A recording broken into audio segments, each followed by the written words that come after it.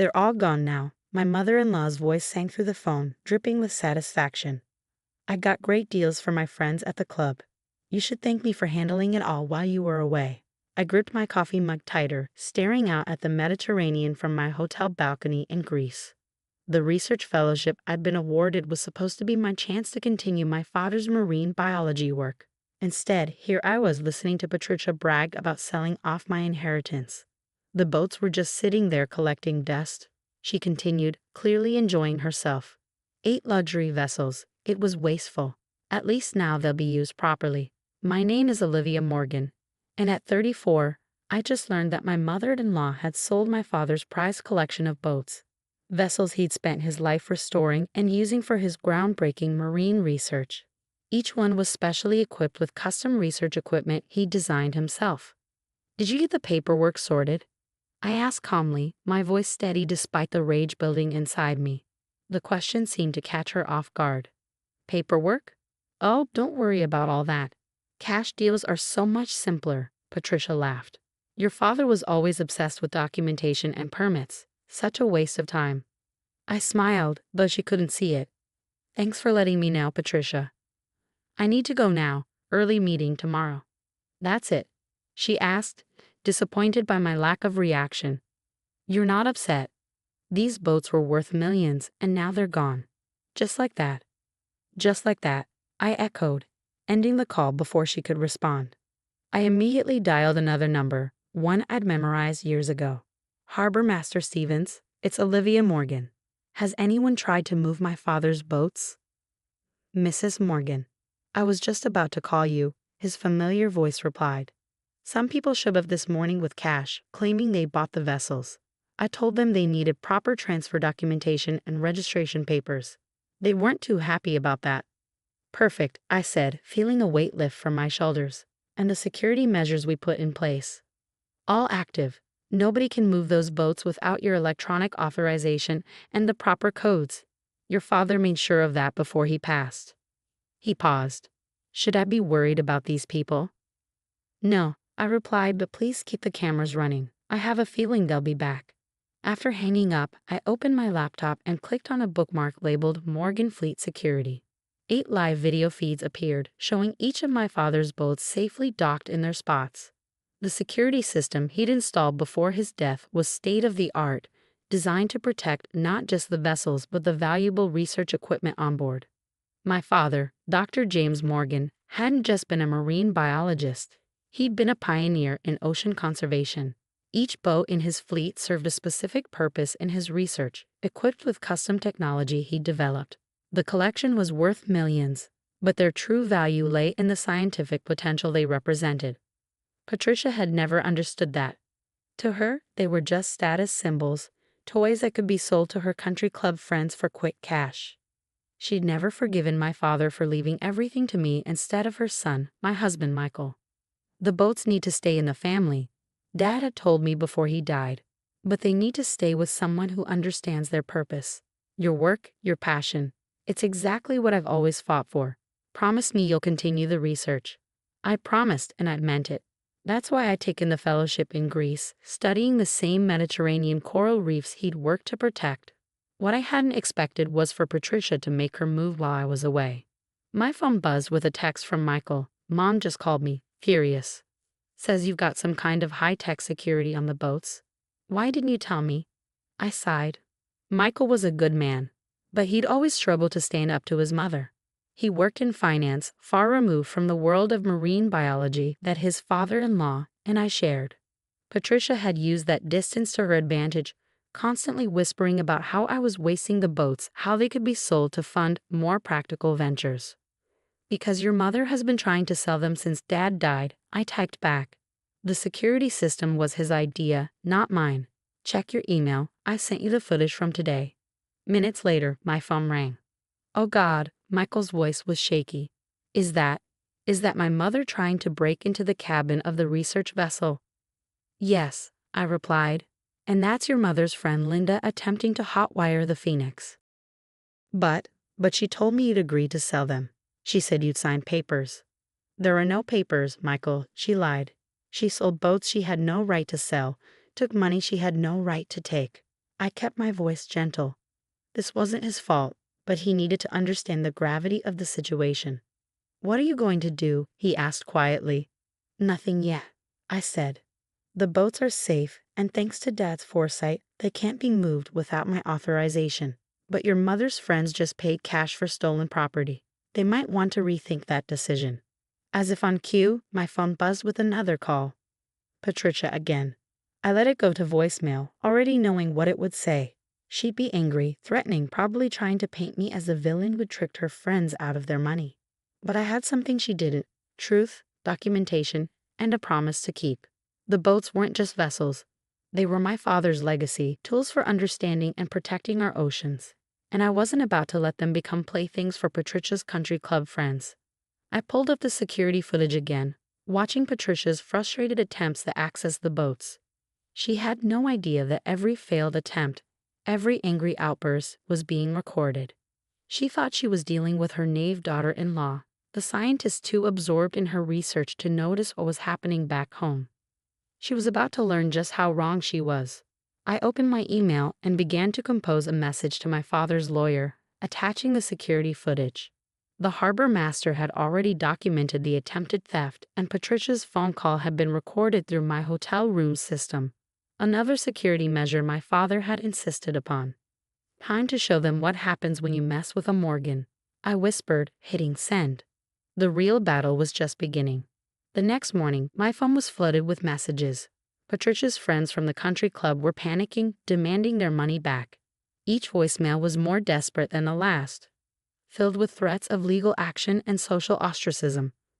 I forwarded them all to my lawyer, adding to the growing pile of evidence. "Mrs. Morgan, Harbor Master Stevens called just as I was preparing for my research dive. You need to see this. Your mother-in-law is here with the police." I switched to the live security feed on my laptop. There was Patricia, designer handbag swinging wildly as she gestured at the boats, two uncomfortable-looking officers beside her. Her face was red with fury as she pointed at each vessel in turn. "Those are the boats my friends purchased." Her voice came clearly through the security system's audio. "This is theft. She's stealing from us." "Ma'am," one officer replied, clearly tired of the conversation, "we've checked the documentation. These vessels are registered to Dr. Olivia Morgan. There's no record of any legal sale. But I have witnesses. My friends all paid cash." "Which would make this an attempted purchase of stolen property," the officer said firmly. "Would your friends like to file statements about paying cash for boats they knew weren't yours to sell?" Patricia's face went from red to white. That's not. They were just sitting here." I watched as the officers explained the situation to her. How attempting to sell property she didn't own was fraud, how accepting payment for said property was theft, and how the security footage of her attempted break-ins could lead to additional charges. My phone buzzed with a text from Michael. "Mom just called me crying. Says you're having her arrested?" "I'm not having anyone arrested," I replied. "She tried to sell stolen property and got caught. The police are just explaining the consequences of her actions. She says she was just trying to help, that the boats were going to waste." I closed my eyes, counting to 10.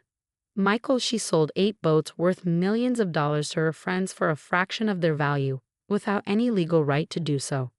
That's not helping, that's theft." There was a long pause before his next message. "I found the cash in her house.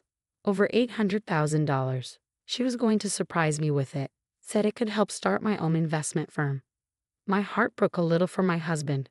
Patricia had always known exactly how to manipulate him, dangling his dreams just out of reach, using them to justify her actions. "The boats aren't just assets, Michael. They're research vessels, Dad's life work, our future." "I know," he replied after a moment. "I'm sorry. I should have seen what she was doing." The harbor master's voice interrupted my response. "Mrs. Morgan, your mother-in-law is demanding to speak with you. She's quite insistent."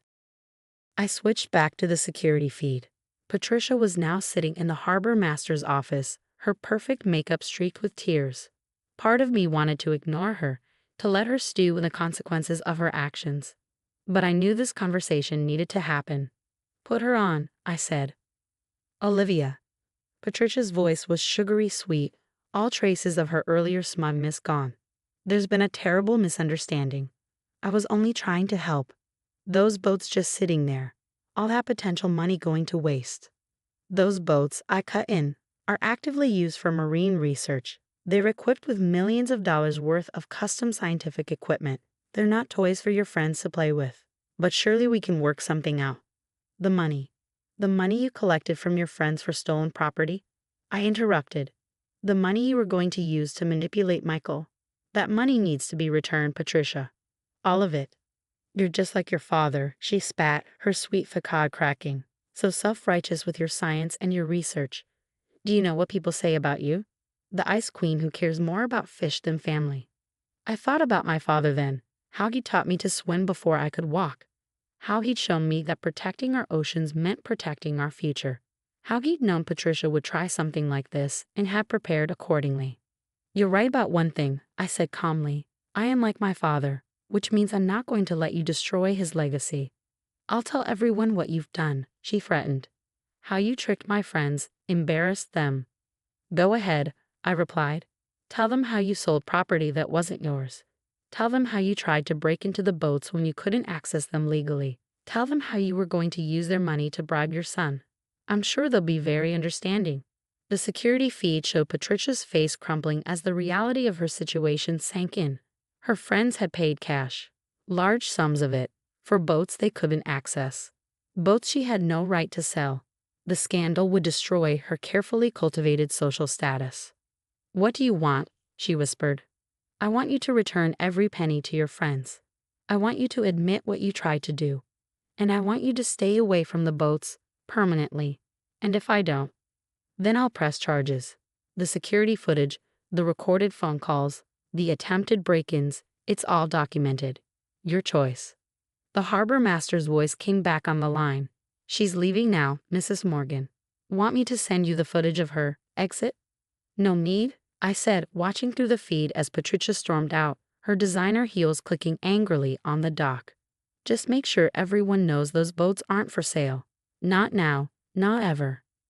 My phone buzzed again. Michael. I just talked to Mom. She's furious, says you're ruining her life. There was a pause before his next message. I told her she ruined it herself. Pride and relief flooded through me. Maybe, just maybe, something good could come from all this. I'd like to learn, he continued, about the research, the boats, what Dad was trying to achieve. If you'll teach me. I smiled, looking out at the Mediterranean waves. I'd like that, I replied. We can start when I get back. The harbor master's final message of the day came just as I was preparing for bed. Your mother-in-law's friends have been calling. They all want their money back. Seems they're not too happy about being involved in attempted theft. I could imagine the chaos unfolding at the country club. Patricia's carefully constructed world crumbling as her friends realized they'd been duped. But that was her problem to solve, not mine. My father had trusted me with his legacy, and I had protected it. Tomorrow I would dive back into my research, continuing the work he'd started. And maybe, just maybe, I'd helped Michael break free from his mother's manipulation in the process. The boats would stay where they belonged, serving science, not status. Just as Dad had intended. 6 months after Patricia's attempted boat heist, I stood on the deck of the Phoenix, watching Michael adjust his diving gear. True to his word, he'd thrown himself into learning about our marine research program, spending every weekend mastering the basics of marine biology and boat operation. Remember, I called out, we're just cataloging the new coral growth today. No fancy maneuvers. He gave me a thumbs up, his excitement visible even through the diving mask. It was a far cry from the corporate banker who'd once dismissed his father-in-law's work as expensive hobby research. The scandal at the country club had played out exactly as expected. Patricia's friends had demanded their money back, threatening legal action when they realized they'd been tricked into attempting to purchase stolen property. The social fallout had been swift and merciless. Mrs. Morgan. Harbor Master Stevens approached, clipboard in hand. The new security upgrades are complete on all 8 vessels, and you'll be pleased to know that Mrs. Wallace hasn't attempted to access the marina since the restraining order. Patricia had made one final desperate attempt to reclaim the boats 3 months ago, showing up drunk at midnight with a set of copied keys. The security cameras caught everything, and this time, her actions had consequences. How's the equipment calibration coming along? I asked, checking the research monitors we'd installed last week. Perfect, he replied. Your father would be proud to see how you've expanded his work. The marine conservation community can't stop talking about your recent findings. He was right. The specialized equipment on these boats had helped us document unprecedented changes in Mediterranean coral populations. We just received another research grant, larger than anything my father had dreamed of. My phone buzzed. A message from Linda, one of Patricia's former friends. Olivia, I wanted to apologize again for my part in the boat situation. Patricia convinced us we were helping the family. I should have known better. The apologies had started rolling in once the truth spread through their social circle.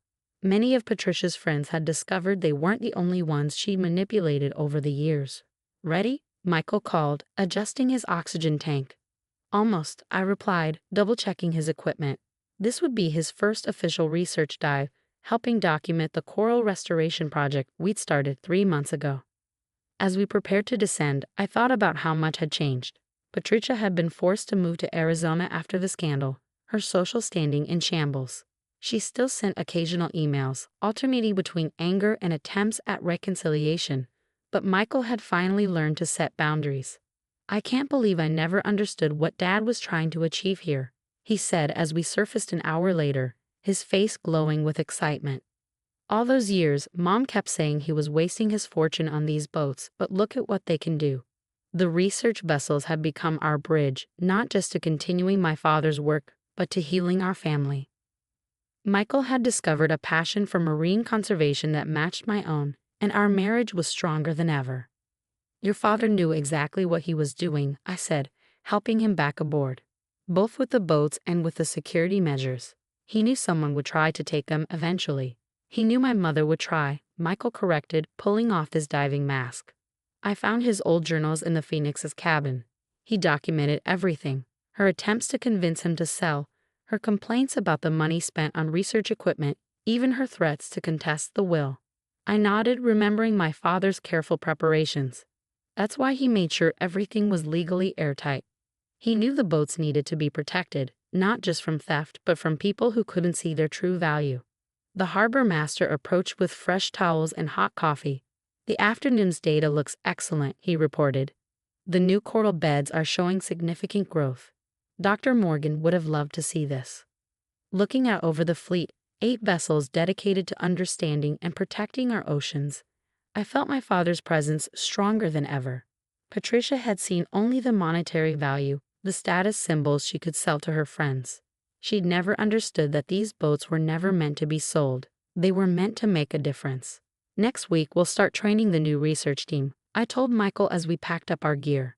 Dad always wanted these boats to support a whole community of marine scientists. Now they finally will. He smiled, looking more like his true self than he had in years. Mom called again yesterday, he said quietly.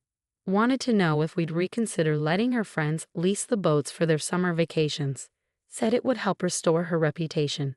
And what did you tell her? I told her that some things aren't for sale, that Dad's legacy deserves better than that. He paused, watching the sunset reflect off the water. That I'm finally becoming the person he always hoped I'd be. I squeezed his hand, feeling grateful for how things had turned out. Patricia's attempt to steal our boats had backfired spectacularly, but it had given us something unexpected, a stronger family, a clearer purpose, and a deeper appreciation for my father's wisdom.